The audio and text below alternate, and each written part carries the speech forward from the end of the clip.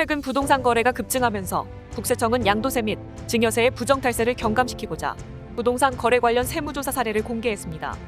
구체적인 사례를 살펴보고 유의해야 할 사항을 짚어보겠습니다. 우선 부동산 증여 관련 세무조사 사례입니다.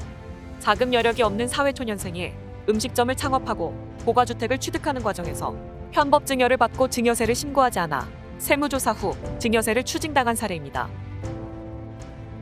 소득이 전혀 없는 10대 후반의 자녀가 음식점을 창업하면서 수억 원의 보증금과 인테리어 비용 등 창업자금을 부담했는데요. 음식점 매출이 많지 않음에도 이듬해 10수억 원의 고가주택을 취득했습니다.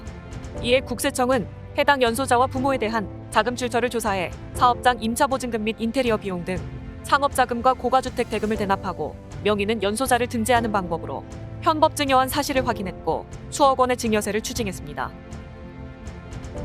이번에는 법인을 통한 우회증여 세무조사 사례입니다. 아들이 대표로 있는 법인을 매출거래 중간에 끼워 넣어 통행세 이익을 제공하고 업무와 무관한 신도시 개발지역 토지를 취득했습니다. 이에 국세청은 법인을 통합 조사했습니다. 조사를 받은 법인은 제조 판매업체로 아들을 대표로 특수관계법인을 설립하여 해당 법인과 거래처 중간에 단순히 끼워 넣는 방법으로 통행세 이익 수십억 원을 부당 제공하였습니다. 또한 어린 자녀를 양육 중인 며느리 등 실제 근무하지 않은 자의 인건비를 계상하는 방법으로 법인 자금을 부당하게 유출시켰습니다. 또 법인 명의로 수십억 원 상당의 신도시 개발지역 토지를 취득하여 업무용으로 사용하지 않고 나대지 상태로 보유한 사실을 확인했습니다. 이는 개인의 부동산 거래를 회피하고 법인명의 부동산 거래 내역 확인 중 적발된 사례입니다. 나대지를 고가로 매입한 법인의 대표 및 주주의 나이가 어린 점을 파악해 법인 통합조사로 확대된 것입니다. 개인이 아닌 법인명의 부동산 거래를 통해 탈세가 확인되는 경우에는 단순히 자금 출처 등의 증여세 조사만 해당되는 것이 아닙니다. 이 사례처럼 거래를 통한 이익의 우회증여, 부당 인건비 수령 등 법인 운영 전반에 대한 통합조사로 번질 수 있다는 점을 유의해야 합니다. 아울러 부동산 거래 당사자가 아닌 중개업자에 대해서도 중점 모니터링을 하고 있습니다. 위 사례는 개발지역 토지 등 중개수수료를 현금으로 수령한 후 현금 영수증을 발행하지 않는 수법으로 신고 누락한 사실을 확인한 사례입니다.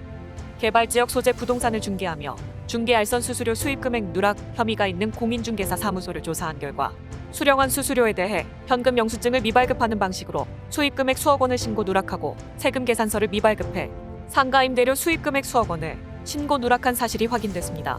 종합소득세 및 현금 영수증 미발급 과태료를 추징했는데 개인과 달리 현금 영수증 발행 의무 사업자의 경우 수입금액 누락 시 소득세 추징과 동시에 과태료까지 부과된다는 사실에 유의해야 합니다.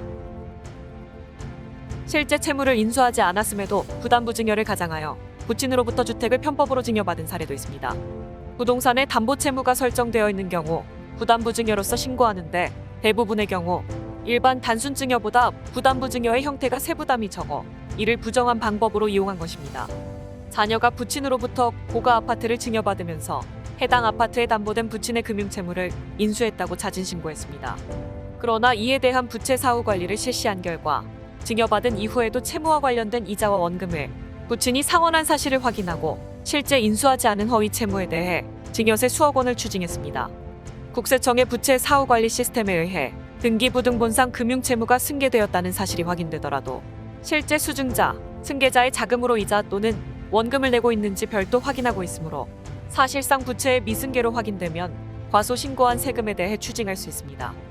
이처럼 국세청에서는 부동산 거래 탄로 대응 TF를 통해 부동산 시장 거래 동향을 모니터링하고 있습니다.